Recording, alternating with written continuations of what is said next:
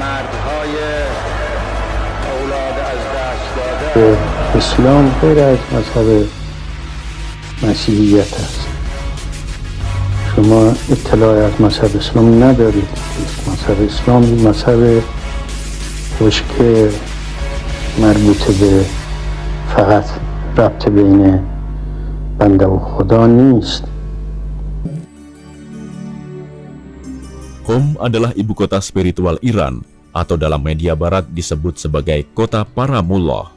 Kota ini sepanjang sejarah Iran menjadi simbol perlawanan ulama atas berbagai kebijakan anti-Islam pemerintahan Tehran. Dan pada masa kepemimpinan Muhammad Reza Pahlavi, kota ini menjadi rintangan terbesar bagi Shah untuk memutar dan memimpin roda pemerintahan, walaupun sebelumnya, yakni pada tahun 1953, ia telah berhasil membersihkan para pemberontak, baik dari kelompok kiri atau nasionalis.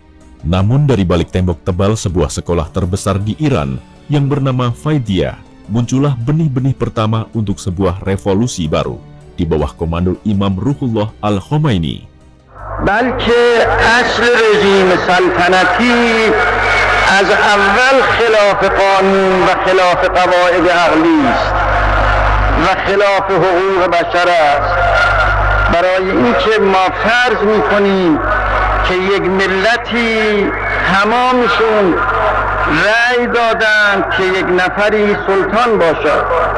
بسیار خوب، اینها از باب اینکه مسلط بر سرنوشت خودشون هستند و مختار به سرنوشت خودشون هستند، رأی اونها برای اونها قابل عمل است. لکن اگر چنانچه یک ملتی رأی دادند ولو تمامشون به این که اعقاب این سلطان هم سلطان باشد، این به چه حقی ملت 50 سال پیش از این سرنوشت ملت بعد را معین می کند؟ Shah mengubah strateginya yang bergantung pada kekuatan asing setelah revolusi Mossadegh pada tahun 1953 dengan menjalin hubungan lebih khusus dengan Amerika, sekaligus sebagai kekuatan untuk membendung gerakan komunis dari Moskow. Amerika pun telah memberikan konsentrasi yang penuh pada Iran. Pertama, karena perbatasannya dengan Uni Soviet yang memanjang kurang lebih 2.500 km. Kedua, kekayaan Iran dari hasil minyak bumi. Dan yang tak kalah pentingnya, letak geografis Iran yang sangat strategis di antara berbagai negara Timur Tengah. Pada saat yang sama, Shah memberikan prioritas dan legalitas penuh pada perusahaan-perusahaan Amerika untuk melakukan eksplorasi minyak mentahnya dalam jumlah tak terbatas. Sehingga dalam waktu 10 tahun saja, mereka berhasil memproduksi 340 juta ton minyak mentah. Jumlah yang jauh lebih besar daripada yang telah diambil oleh Inggris selama 50 tahun. Dan semua hasil minyak bumi itu dipergunakan oleh Shah dalam rangka memperkaya pribadi dan memperkuat kekuatan militernya. اگر به این طور دست و دل بازی نفت ما را به غیر بدن بعد از 30 سال چند سال دیگر تمام میشد، اون روزی که نه ملت ما نفت دارد نه زراعت دارد. اگر این آدم باقی باشه بعد از 30 سال دیگر یک ملت جدا، الان نصف ملت جداست، اون وقت تمام ملت جدا خواهد شد. بسیار هیچی نداره. این اگر مفلسش بدید آقا تمام حیثیات مادی معنوی شما را از بین میبره. Shah tidak berhenti sampai di sini. Namun pada tahun 1958, Tehran dan Washington menandatangani kerjasama militer dan secara resmi mengizinkan kekuatan militer Amerika untuk intervensi pada berbagai kebijakan dan kejadian dalam negeri Iran di saat dirasa akan membahayakan stabilitas nasional. Oleh sebab itulah, maka para petinggi militer Amerika berkeliaran di Tehran dan kota-kota lainnya dalam jumlah yang banyak, sehingga pada akhir tahun 1970-an, pasukan Amerika di Iran mencapai angka 70.000, dan penjualan senjata Amerika ke Iran berlipat ganda, sehingga layak Iran untuk mendapatkan gelar polisi Timur Tengah. میخوایم که ارتش ما مستقل باشد. آقای ارتش بود شما نمیخوایی؟ شما نمیخوای مستقل باشی. آقای سرلشکر شما نمیخوای مستقل باشی، شما میخوای نوکر باشی. من به شما نصیحت میکنم که بیایید در آغوش ملت، همون که ملت میگه بگید ما باید مستقل باشیم. ملت میگه ارتش باید مستقل باشد، ارتش نباید زیر فرمان مستشارهای امریکا و اجنبی باشد.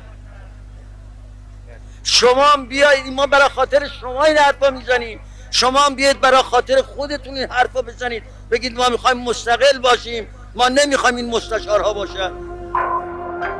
1 tahun berikutnya, Syah menghapus syarat laki-laki dan muslim bagi para calon anggota legislatif dan menetapkan kebolehannya bersumpah dengan kitab-kitab lain selain Al-Quran. Dengan cepat, Imam Khomeini mengundang para ulama untuk mengadakan pertemuan di rumah putra mantan pemimpin Hauzah Ilmiah, Ayatullah Abdul Karim Hairi Yazdi. Akibat anggaran negara yang sangat besar untuk militer, maka ekonomi rakyat Iran mengalami krisis yang menyedihkan. Selama 3 tahun 3 pemerintahan silih berganti, namun semuanya menemui kegagalan. من باید عرض کنم که محمد رضای پهلوی این خائن خبیث برای ما رفت، فرار کرد و همه چیز ما را به باد داد. مملکت ما را خراب کرد، قبرستان‌های ما را آباد کرد، مملکت ما را از ناحیه اقتصاد خراب کرد.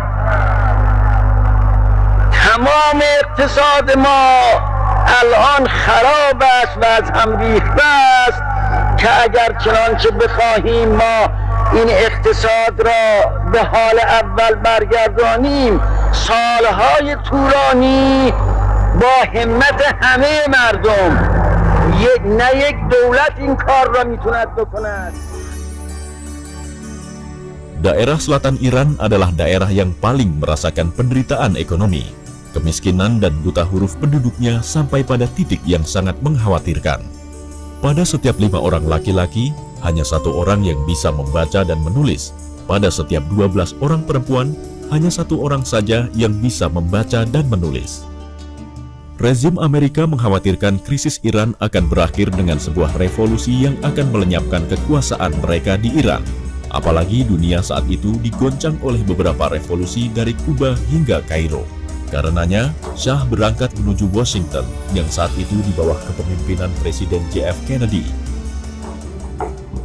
خدا میداند اون روزی که من عکس این محمد رضا را دیدم در روزنامه ها، اینجا در مجله بود چیزی که در امریکا مقابل یکی از چیزای ریاست جمهورای اونها ایستاده بود مثل یک بچه‌ای و او عینکش را برداشته بود و به روی اون نگاه هم نمی‌کرد، اینطور نگاه می‌کرد و اینطوری ایستاده بود.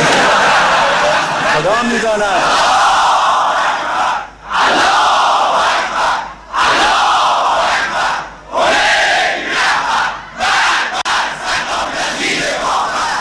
تلخی این در ذائقه من شاید حالا باشد که ما اینطور هستیم که یه نفر آدمی که میگه من همه کارا هستم و کشور ما میخوام برسانم به کذا و از ژاپن باید جلو بیفتیم مثلا، یه همچه آدم ضعیف زبونی است که میرد در امریکا بعد از همه تشریفات که اجازه بدن و چه بکنن برد اونجا، میستد اونجا پهلوی اون ژاکروز ظاهرا بود، ایستاده اونجا و اون مردک تو صورتش نگاه نمی کند، عینکش رو برداشته اینطور نگاه می کند و اینطوری ایستاده.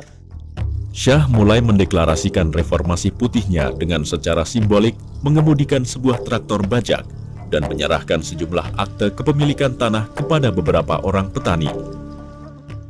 شما ملاحظه کنید به اسم این که ما میخواهیم زراعت را، دهقانها را دهقان کنیم، تا حالا رعیت بودن و ما میخوایم حالا دهقانشون کنیم. اصلاحات ارضی درست کردن، اصلاحات ارضیشون بعد از این مدت طولانی به اینجا منتهی شد که به کلی دهقانی از بین رفت، به کلی زراعت ما از بین رفت و الان شما در همه چیز محتاجی است به خارج.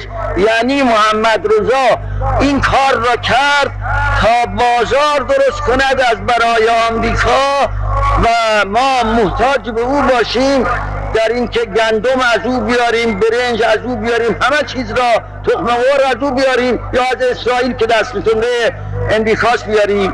بنابراین کارهایی که این آدم کرده به عنوان اصلاح، این کارها خودش افساد بوده است. قضیه اصلاحات ارضی یک لطمه‌ای بر مملکت ما وارد کرده است که تا شاید 20 سال دیگه ما نتوانیم را جبرانش بکنیم. Imam Khomeini memperluas protes dan kritiknya kepada Syah dari masalah ekonomi, pelanggaran konstitusi, dan tidak adanya kelayakan untuk memimpin. Hauzah Qom mengeluarkan fatwa bahwa apa yang dilakukan oleh Syah adalah permusuhan dengan Islam dan bertentangan dengan konstitusi. Fatwa itu ternyata sangat efektif untuk menggerakkan massa turun ke jalan memenuhi jalan-jalan protokol setiap kota di Iran, sehingga pasar-pasar dan pusat bisnis menjadi mati. Kali ini Syah menunjukkan sikap lembutnya dengan Hauzah agar mendapatkan legitimasi darinya dengan mengumumkan akan diadakannya referendum untuk menyepakati reformasi putihnya dalam waktu yang cepat, serta keinginannya untuk berkunjung ke Qom guna menemui para ulama. Fatwa mengharamkan menemui dan menyambut kedatangan Syah yang dikeluarkan oleh Imam Khomeini pada saat itu tersebar di mana-mana, sehingga kegiatan pasar dan pusat perbelanjaan di Qom dinyatakan libur. Adapun referendum telah menghasilkan kesepakatan 5.600.000 suara. Namun Imam Khomeini kembali mengangkat bicara untuk memprotes hal itu dengan menjadikannya sebagai hari berkabung nasional dengan meliburkan seluruh kegiatan keagamaan tepat di Hari Raya Tahun Baru Hijriah Syamsiah atau yang dikenal dengan nama Nuruz.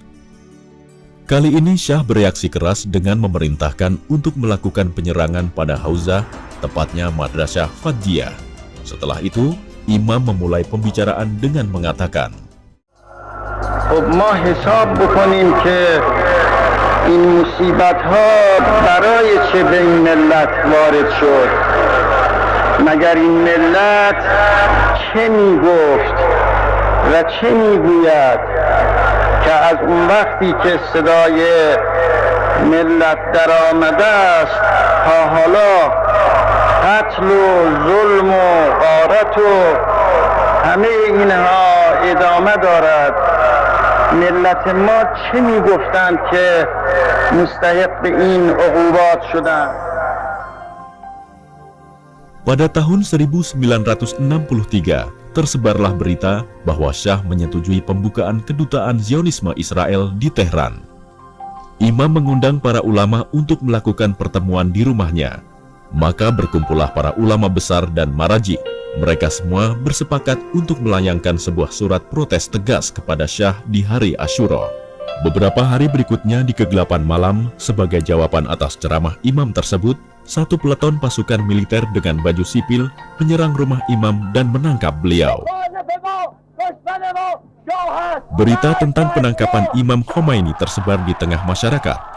Maka di awal pagi hari itu, jalan-jalan beberapa kota di Iran, khususnya jalan-jalan Tehran, telah dipenuhi para demonstran yang memprotes penangkapan tersebut.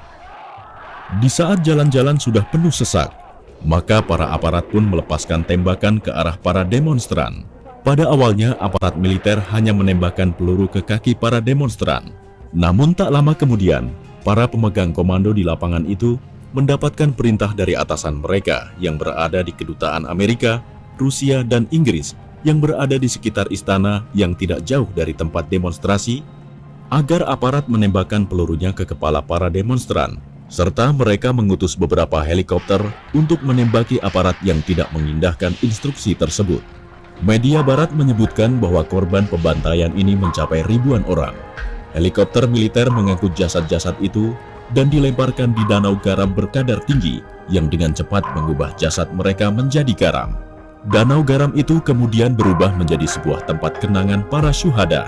Para ibu datang untuk mengenang kepergian anak-anak tercintanya yang terbunuh dalam pembantaian keji itu. مصیبت‌های زنهای جوان مرده برای اولاد از دست داده، طفل‌های پدر از دست داده، من وقتی چشمم به بعضی از اینها که اولاد خودشون را از دست دادن میافتد، سنگینی در گوشم پیدا می شد که نمیتوانم تاب بیارم. من نمیتوانم از عهده این خسارات که بر ملت ما وارد شده است برایم، من نمیتونم تشکر از این ملت بکنم که همه چیز خودش را در راه خدا داد. خدای تبارک و تعالی باید به اونها اجر عنایت فرماید. من به مادرهای فرزند از دست داده تسلیت عرض می کنم و در غم اونها شریک هستم.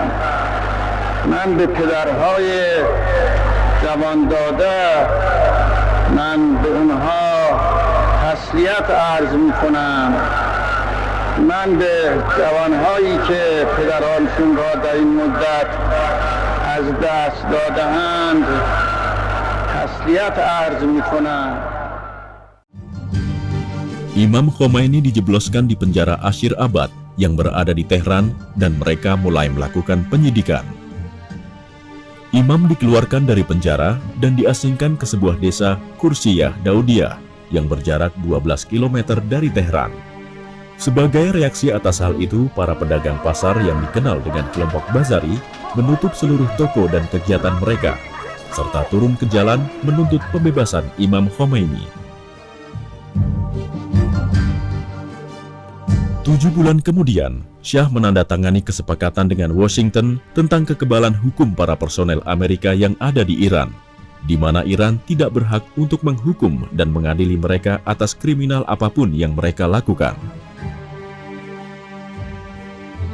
Imam Khomeini mempergunakan kesempatan berceramah pada saat memperingati Hari Maulid Putri Nabi, Sayyidah Fatimah Az-Zahra, untuk memprotes kesepakatan tersebut. Saat ini, Imam tidaklah dijebloskan ke dalam penjara, namun langsung dibawa ke bandara Tehran dan diterbangkan ke Turki. Dimulailah perjalanan Imam Khomeini dalam pengasingannya ke Turki.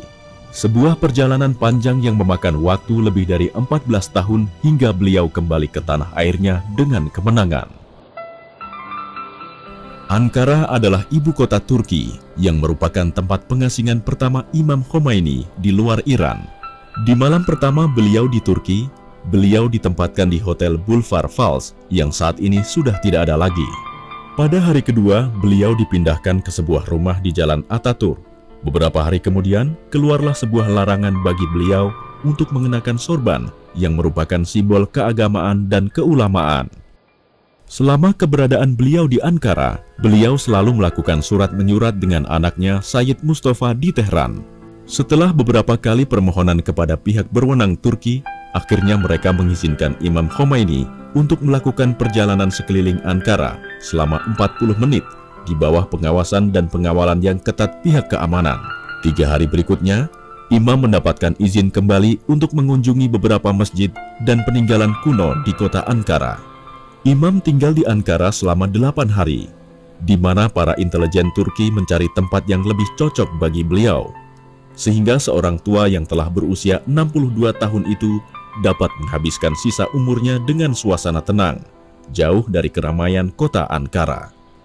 Di saat itulah berdatangan utusan para maraji seperti utusan Ayatullah Kunsori dan utusan Ayatullah Gulbaigani yang sangat tersentuh dengan kondisi Imam sehingga menangis terseduh-seduh di hadapan Imam.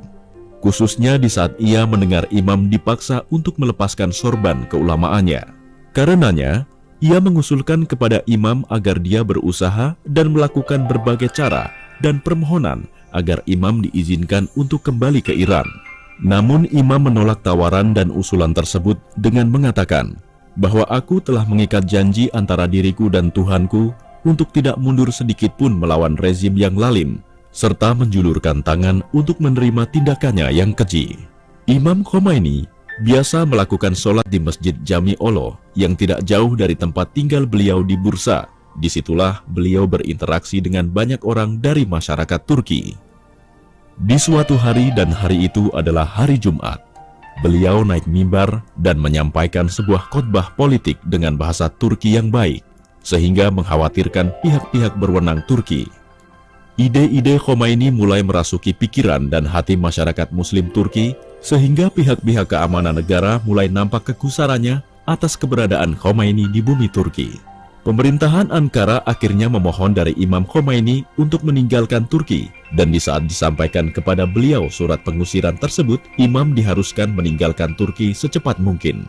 Maka pada bulan Oktober 1965, Imam meninggalkan Turki menuju Baghdad. Baghdad adalah terminal kedua dari perjalanan panjang perjuangan Imam Khomeini dalam pengasingan. Tempat pertama bagi Imam di Baghdad adalah perkampungan Kazimiyah. Tak lama setelah kedatangan beliau di Kazimiyah, maka tersebarlah berita kedatangan beliau yang dibuktikan dengan kedatangan para pelajar agama menemui beliau, sehingga lorong-lorong menuju ke rumah yang beliau tempati penuh sesak dengan pengunjung. Begitu juga beberapa orang tokoh pemimpin rakyat atau asyair datang menemui beliau. 2 hari kemudian, Imam meninggalkan Baghdad menuju Karbala dan tinggal selama 1 minggu sebagai tamu Ayatullah Muhammad Shirazi yang mempersilahkan Imam untuk menjadikan Karbala sebagai tempat tinggalnya. Namun Imam memilih untuk tinggal di kota Najaf yang di sana terdapat salah satu sekolah terbesar di dunia Islam. 13 tahun pengasingan dilalui oleh Imam Khomeini di dalam sebuah rumah tua di salah satu lorong kota Najaf, tidak begitu jauh dari pusara suci Imam Ali bin Abi Thalib alaihissalam. Imam Khomeini mengajar kelas seminari Bahthul Kharij Fikih selama 4 tahun, dan setelah itu beliau memulai pelajaran Al-Hukumah Islamiyah yang pasca revolusi menjadi pijakan penulisan Konstitusi Republik Islam Iran.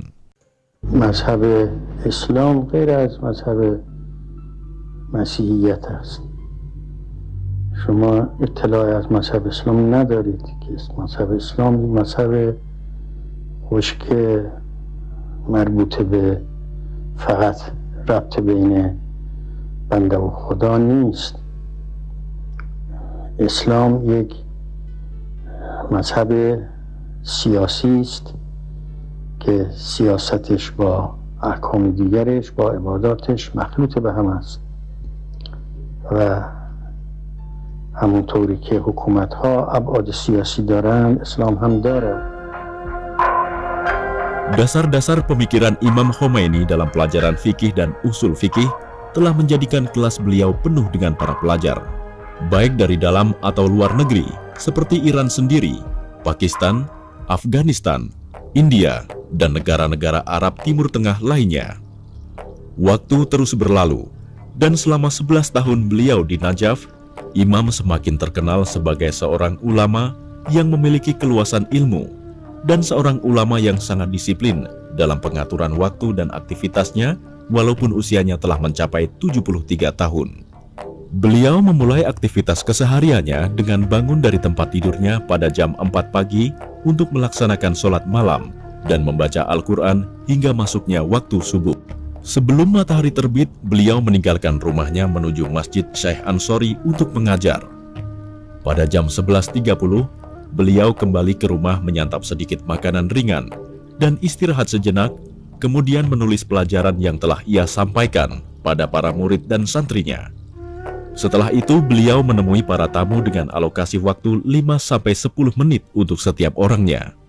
Di saat tiba azan zuhur, beliau memimpin sholat zuhur di salah satu di antara 2 masjid, Al-Hindi atau Syekh Ansori. Begitu pula tausiah politik beliau lebih banyak disampaikan di Masjid Syekh Ansori. Setelah itu, beliau kembali ke rumah dan menyantap makan siang yang tidak lebih dari 1 jenis lauk. Kemudian istirahat siang hari antara 30 hingga 45 menit. Dan bangun pada sekitar jam 4 menikmati minum teh sore hari buatan tangan sendiri. Pada pukul 16.15, beliau memulai aktivitas sorenya dengan menelaah buku dan kitab hingga beberapa menit sebelum azan, dengan disela 30 menit olahraga dengan berjalan di halamannya. Di saat maghrib tiba, beliau memimpin sholat maghrib dan isya berjamaah di halaman rumahnya atau di Madrasah Al-Burujurdi. Setelah sholat isya, biasanya beliau duduk di halaman rumahnya sendirian sekitar 45 menit, dan ini merupakan waktu yang paling indah bagi dirinya. Pada pukul 8 malam, beliau meninggalkan rumahnya untuk berziarah ke pusara suci Imam Ali bin Abi Thalib alaihi salam. Kurang lebih 2 jam tinggal di sana dan pulang ke rumahnya sekitar pukul 12 malam. Sesampainya di rumah, beliau menelaah buku dan kitab hingga pukul 2 dini hari, kemudian merebahkan tubuhnya untuk beristirahat.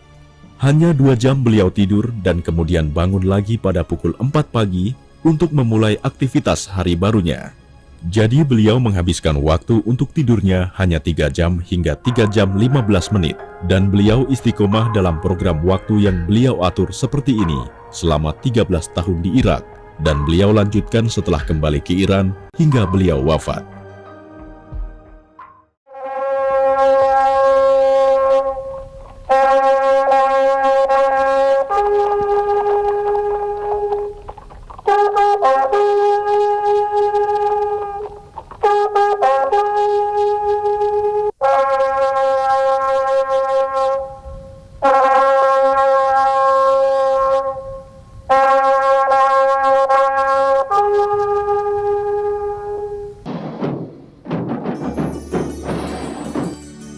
Pada tahun 1971, Shah mengundang para kepala negara dunia untuk menghadiri sebuah peringatan berlalunya 2500 kejayaan kerajaan Iran. Pada upacara tersebut, Shah menampilkan kekuatan militernya dalam berbagai kehebatan yang mereka demonstrasikan di hadapan para tamu. Setelah itu, para tamu dipersilahkan untuk menikmati makan malam termahal di dunia sepanjang sejarah, yang dihadiri oleh 500 orang tamu dari 69 negara. Di antara mereka, 14 orang raja dan 16 presiden yang dihidangkan dalam 17 kemah besar dan mewah karena dibuat dari sutra dan benang emas. Makanan yang dihidangkan adalah pesanan khusus dari beberapa restoran terkenal di Paris yang dibawa dengan pesawat khusus. Sungguh pesta yang melebihi batas-batas kemampuan daya khayal dan menghabiskan biaya yang sangat besar, padahal dilaksanakan di atas penderitaan yang diderita oleh rakyat Iran yang hidup di bawah garis kemiskinan. Imam Khomeini mengeluarkan sebuah pernyataan sikap yang keras dan tegas mengutuk pesta perayaan tersebut. Tuntutan dan pernyataan Imam terus berlanjut dan bergulir di seluruh desa dan kota Iran melalui para murid dan pendukungnya. Mereka berkumpul dan melakukan berbagai pertemuan serta berbagai orasi politik yang disampaikan oleh murid-murid dekat beliau seperti Mutahari, Bayazidi, Khamenei, Rafsanjani, dan banyak lagi lainnya. Shah berusaha sekuat tenaga untuk menyetop berbagai statement, pernyataan, dan fatwa Imam Khomeini. Surat menyurat pernyataan dan pesan politik Imam dari pengasingan ke dalam negeri Iran benar-benar telah memainkan perannya dalam rangka memberikan kesadaran dan pencerahan rakyat Iran. Selanjutnya, pemerintah Irak yang dipimpin oleh Abdus Salim Arif menawarkan kepada Imam untuk memberikan fasilitas radio yang diberi nama oposisi Iran. Imam pun menerimanya. Namun tidak berjalan begitu lama, sehingga revolusi Ba'athi di Irak meletus pada tahun 1968 Masehi, dan hubungan Imam Khomeini dengan pemerintah Irak yang berkuasa saat itu melemah dan pupus. Imam menolak bekerja sama dengan rezim Ba'athi sosialis Irak, sehingga hubungan kedua belah pihak semakin hari semakin tegang, hingga akhirnya Imam memutuskan untuk meninggalkan Irak. Namun rezim tidak mengizinkan dan melarang hal itu. Malah mereka memenjarakan Imam di dalam rumahnya di Baghdad dan memantau setiap gerakan Imam hingga akhirnya mereka mengepung rumah dan menyerang dengan keji. ابتدا چند نفری در منزل ما به عنوان حفاظت و شایعه هم درست میکردن که اشخاصی آمدن برای ترور شما، بلکه یه دفعه گفتن 50 نفر آمدن که من گفتم این متنش دلیل بر دروغ بودن است، برای اینکه ترور 50 نفری هیچ وقت نمیشه، باید یه نفر بیاد. کم کم مامورها زیاد شدند، بازم همین که ما میخوام حفاظت کنیم، لکن من از اول به بعضی دوستان میگفتم قضیه حفاظت نیست، قضیه مراقبت از این است که ما چه میکنیم. طور رسمی به ما گفت که ما چون یک معاهداتی تعهداتی با دولت ایران داریم، از این جهت نمیتوانیم تحمل کنیم که شما اینجا فعالیت بکنید. و شاید امروز همین مقدار گفت و روز بعدش باز آمد و بیشتر و گفت که نباید شما چیزی بنویسید یا در منبر صحبتی بکنید یا نواری پر کنید و بفرستید، برای اینکه این مخالف تعهدات ماست. من بهش گفتم که این یه تکلیف شرعی است که به من متوجه است. من هم اعلامیه می‌نویسم و هم در موقعش در منبر صحبت میکنم و هم نوار پر میکنم و به ایران میفرستم. این تکلیف شرعی من است، شما هم هر تکلیفی دارید عمل کنید. Saat itu, rezim menangkap setiap orang yang ada di dalam rumah imam yang melakukan aksi protes. Setelah itu, kondisi semakin buruk. Pengepungan terjadi hampir setiap hari. Para murid beliau ditangkap satu persatu. Hingga akhirnya imam memutuskan meninggalkan Irak untuk selama-lamanya.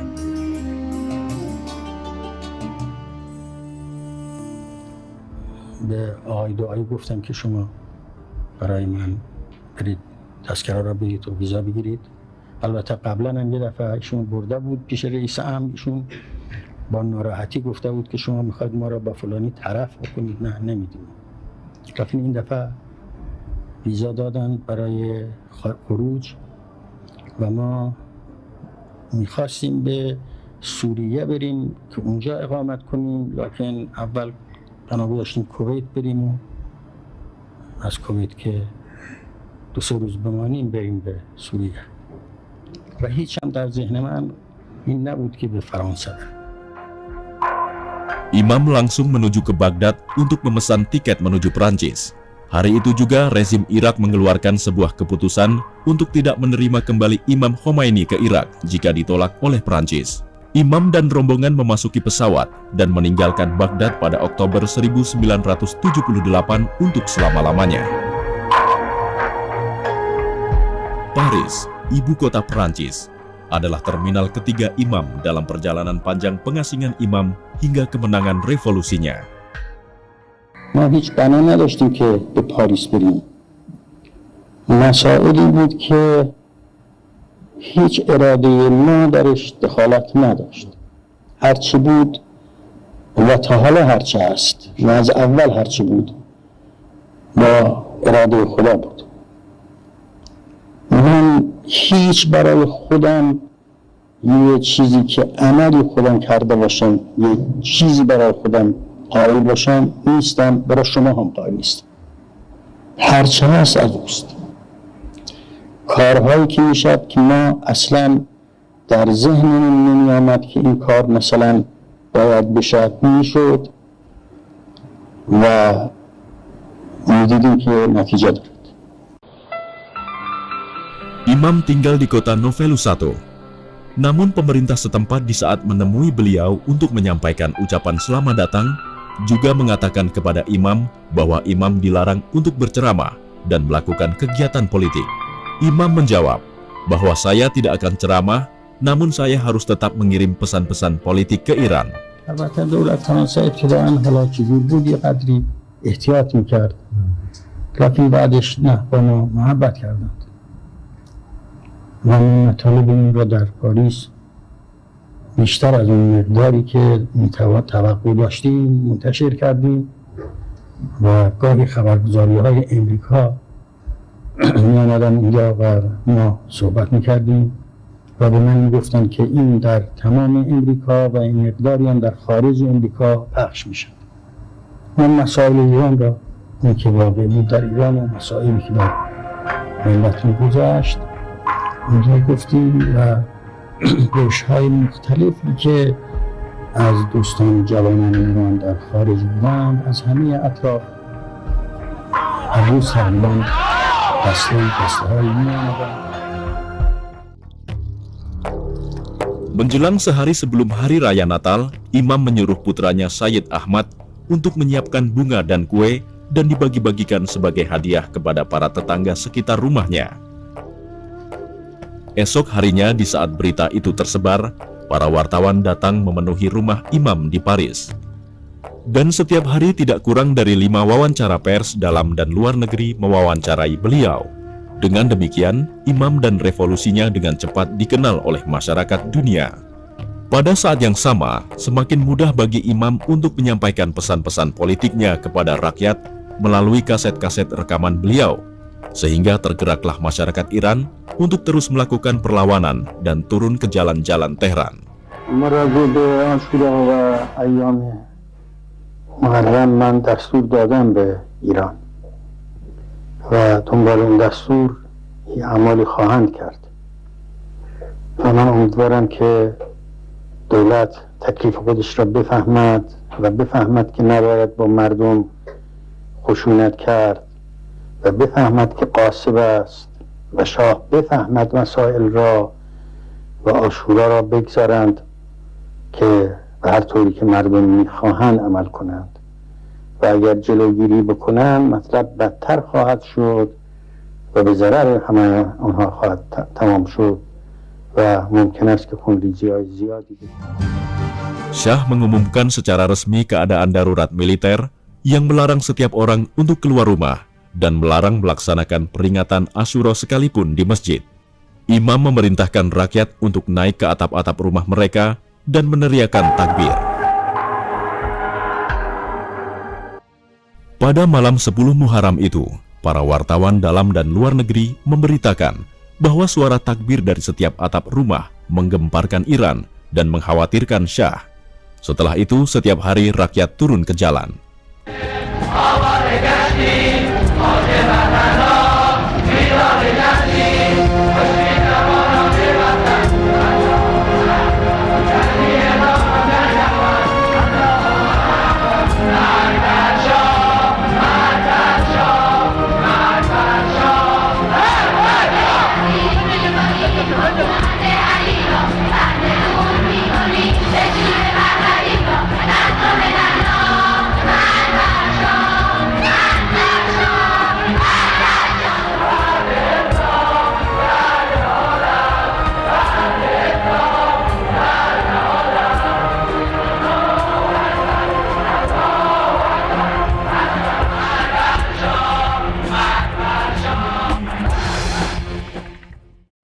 احساس خستگی میکنم و احتیاج به استراحت. ضمناً هم گفته بودم که تا خیالم راحت بشه و دولت مستقر بشه بعد مسافرت خواهم کرد. البته چه مدت در مسافرت خواهم؟ بستگی به حالت مزاجی من خواهد داشت. البته از الان که نمیتوانم بگم.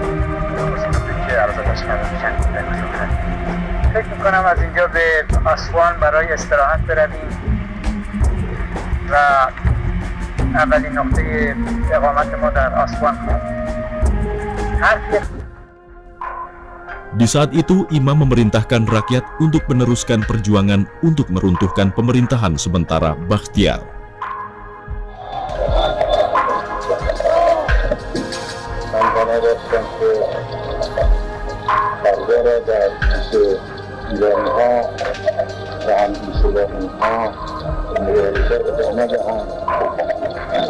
و هر رنجی که اونها میبرند من هم با اونها باشم لیکن دولت خائن از این امر مانع شد و همه فرودگاه‌های ایران را بست و من پس از باز شدن فرودگاه‌ها بلافاصله خواهم رفت و خواهم به او فهماند که شماها فاسد هستید و خائن به ملت ما تحمل شما نوکرهای خارجی را نخواهد داد و در اول فرصت پیش مردم ایران خواهم رفت تا با اونها یا کشته بشم یا حقوق ملت را بگیرم و به ملت برگردانم. خداوند همه شما را توفیق بده. Pesawat mendarat di Tehran, dan mulailah perubahan fundamental yang mengakhiri kejayaan 2500 tahun Persia. Imam kembali ke Iran bukan untuk membagi kue kekuasaan dengan Syah, namun untuk menggantikan sistem kerajaan dengan sistem kepemimpinan ulama. من دولت تعیین میکنم، من تو دهن این دولت میزنم، من دولت تعیین میکنم، من به پشتیبانی این ملت دولت تعیین میکنم، من به واسطه اینکه ملت مرا قبول دارد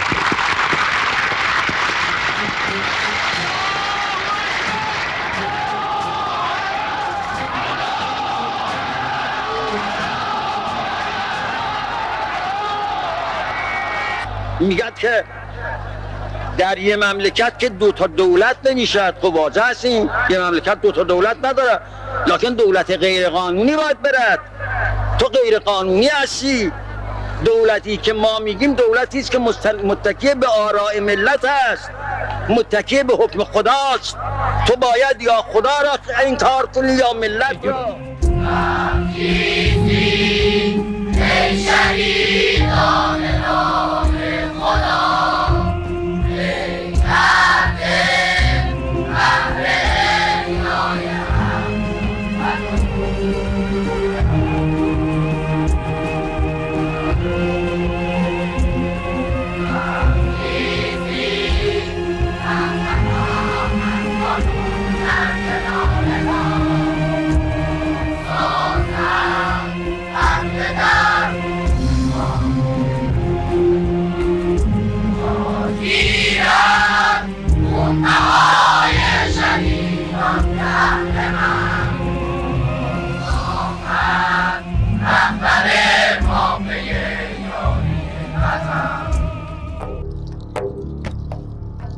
Revolusi Iran bukanlah sebuah kudeta untuk menjatuhkan sebuah rezim.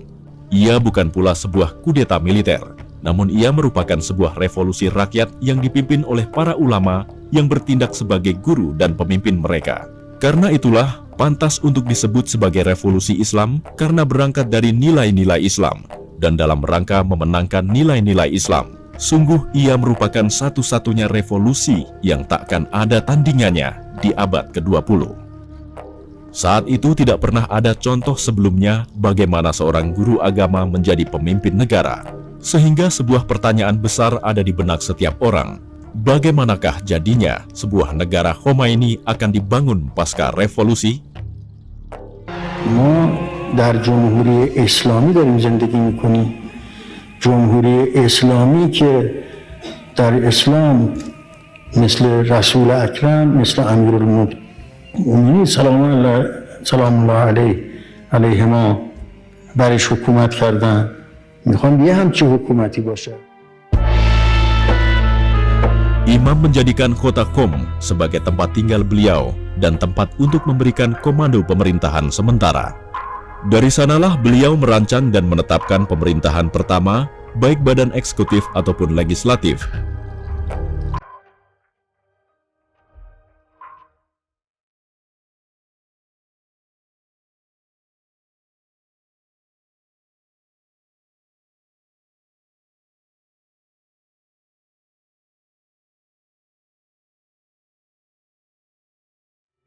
و من از ملت ایران میخوام که کمک کنن به این نهضت، کمک کنن به این دولت.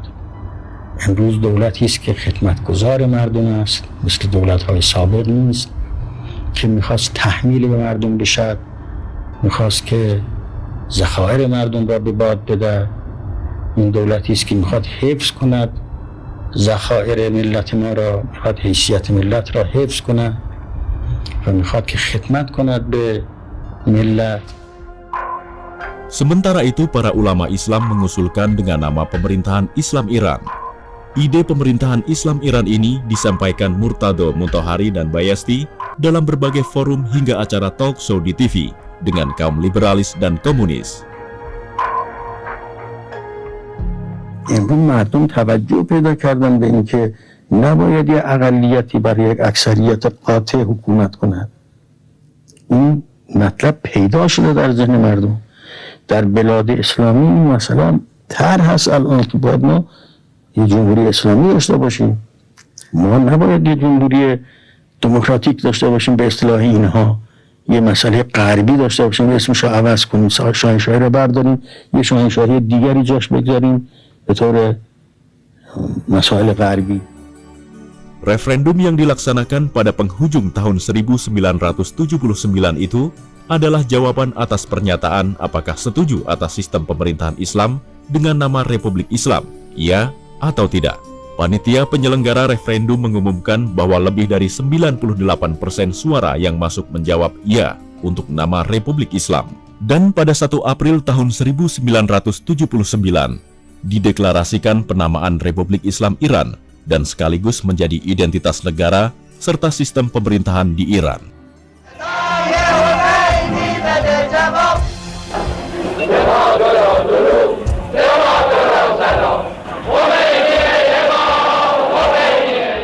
خواهیم گذاشت که محمد رضا برگرده، اینها میخوان برش گردانن. بیدار باشید ای مردم، بیدار باشید. نقشه دارن میکشن، ستاد درست کرده مدرسه در اون جایی که هستش، روابط دارن درست میکنن، میخوان دوباره ما را برگردانن به اون عهدی که همه چیزمون اختناق در اختناق باشد و همه هستی ما به کام امریکا برد. ما نخواهیم گذاشت، تا جان داریم نخواهیم گذاشت. Film ini diambil di halaman rumah Imam Khomeini pada bulan Ramadan di saat beliau mengundang para petinggi negara, di antaranya adalah para menteri, anggota badan yudikatif, dan beberapa orang anggota parlemen untuk berbuka puasa bersama, termasuk Presiden Republik Islam Iran, Sayyid Ali Khamenei. Imam tidak menyampaikan ceramah apapun pada pertemuan itu. Beliau hanya memimpin sholat dan kemudian duduk bersama para tamu dan mendudukan Sayyid Ali Khamenei di sampingnya. Seolah ini adalah isyarat beliau pada hari-hari terakhir hidupnya bahwa Sayyid Ali Khamenei lah yang pantas menggantikan posisinya. Ternyata memang benar, itu adalah berbuka puasa yang terakhir kalinya dengan Imam. Karena setelah Hari Raya Idul Fitri, kesehatan Imam semakin memburuk dan mengharuskan beliau masuk rumah sakit pada tanggal 24 Mei 1989. Penyakit kanker yang beliau derita sejak pengasingannya di Najaf kembali lagi aktif setelah 10 tahun terhenti dan tidak memiliki perkembangan. Tim dokter beliau menegaskan bahwa sejak 1979, kanker beliau tidak bergerak karena sebab yang tidak mereka ketahui, dan mulai kambuh lagi sejak tahun 1989 karena sebab-sebab yang mereka tidak mengetahuinya pula. Karena itulah pada 24 Mei 1989, Imam harus masuk rumah sakit dan opnam selama 11 hari saja. Selama beliau di rumah sakit, Sayyid Ahmad selalu menemani dan melayani beliau. Orang-orang dekat beliau meriwayatkan bahwa Sayyid Ahmad adalah anak yang sangat mencintai ayahnya. Beliau sangat taat dan mengabdi kepada Imam, khususnya setelah saudaranya diteror oleh Safak yang bekerja sama dengan intelijen Irak. Ahmad adalah putra dan tangan kanan Imam. Selain itu, dia kepala kantor Imam dan pemegang semua rahasia Imam. Namun hingga wafatnya di tahun 1993, beliau tidak siap untuk menduduki jabatan apapun di pemerintahan Republik Islam Iran. Ruhullah tidak pernah meninggalkan sholat dalam hidupnya hingga usianya yang sudah lanjut dan tubuhnya yang sudah lemah. Beliau tetap bersikeras untuk melakukan sholat dengan berdiri, walaupun semua anggota keluarganya menyarankan beliau untuk sholat dengan duduk saja. Seorang tua renta dengan usia 87 tahun, ditambah penderitaan penyakit yang dideritanya, tetap merasa malu dan berat baginya untuk bermunajat dengan kekasihnya dalam keadaan duduk. Dia tetap memaksakan diri untuk berdiri di hadapan Tuhan yang mencintainya. Bismihi ta'ala bi ittila' millat syarif wa aziz Iran mirasanim imruz dar saat 3 ba'd az-zuhr dar sayr darman Hazrat Imam متزله‌ال عالی مشکلی پدید آمد. پزشکان با همه کوشش خستگی ناپذیر خود برای درمان حضرت امام به مراقبت‌ها و درمان‌های لازم سرگرمند. para dokter memutuskan untuk melakukan operasi bedah untuk mengangkat kanker yang ada di dalam lambungnya. Pasca operasi, kondisi Imam semakin memburuk dan para dokter pun merasa tidak mampu melawan penyakitnya.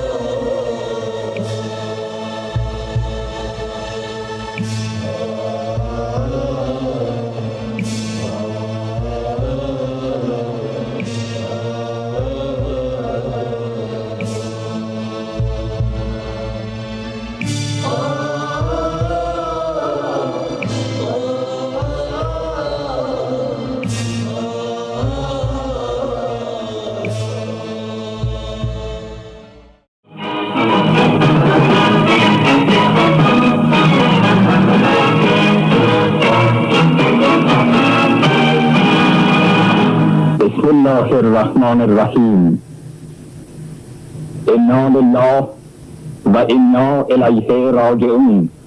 روح بلند پیشوای مسلمانان و رهبر آزادگان جهان حضرت امام خمینی به ملکوت اعلی پیوست. به همین مناسبت از سوی حجت الاسلام سید احمد خمینی فرزند امام خمینی بیانیه‌ای به این شهر منتشر شد. Karenanya, di saat Imam wafat, maka terpilihlah dengan kesepakatan mutlak seorang pribadi yang memenuhi syarat sebagai seorang pemimpin, sebagai seorang pakar agama, mujtahid, adil, bertakwa, memiliki keahlian dalam manajemen, leadership, berani, tegas, meyakini kebebasan, yaitu Sayyid Ali Khamenei. Para media pun tertuju kepada gedung majelis parlemen, di mana Ayatullah Ali Khamenei membacakan wasiat tertulis Imam Khomeini rahimahullah.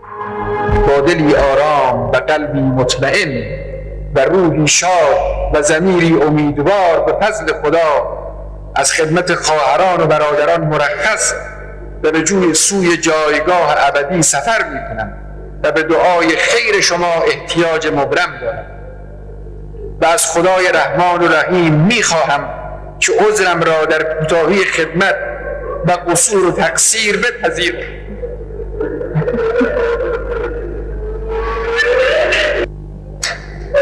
و از ملت امیدوارم که عذرم را در کوتاهی ها و قصورها و تقصیرها بپذیرید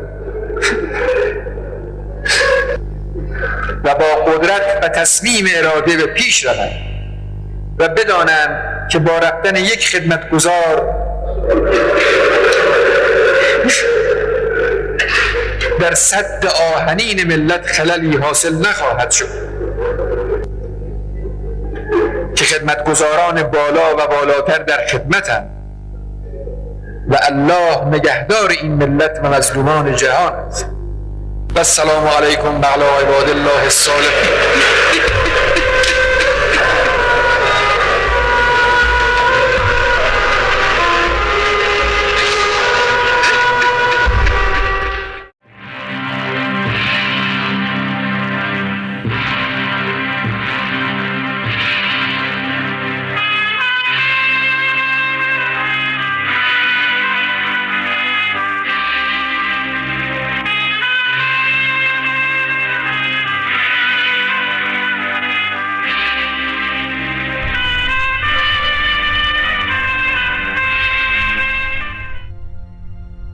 Jutaan rakyat Iran memenuhi jalan-jalan untuk melakukan perpisahan akhir pada imam yang mereka cintai.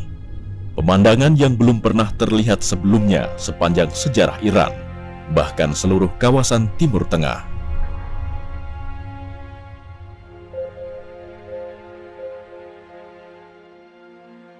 Kesedihan meliputi setiap orang, dan seolah-olah mereka tak percaya bahwa Ruhullah yang mereka cintai telah meninggalkan mereka untuk selamanya. Kepergiannya seolah sebuah petir yang menyambar setiap pencintanya, sehingga sebagian mereka menangis, berteriak, pingsan, memukul-mukul dada dan kepala mereka.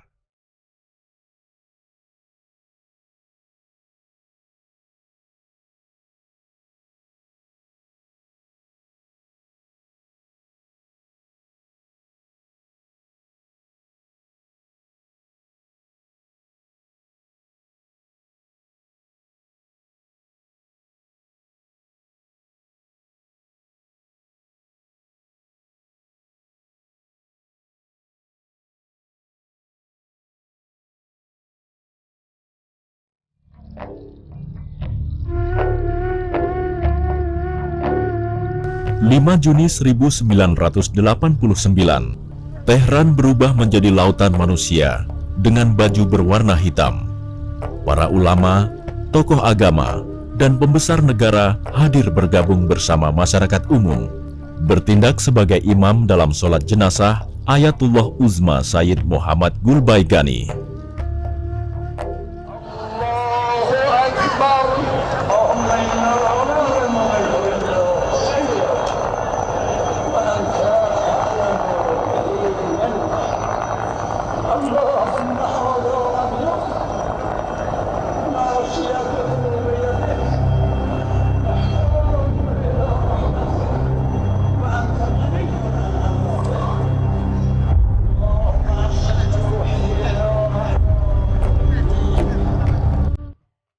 Inna lillahi wa inna ilaihi roji'un.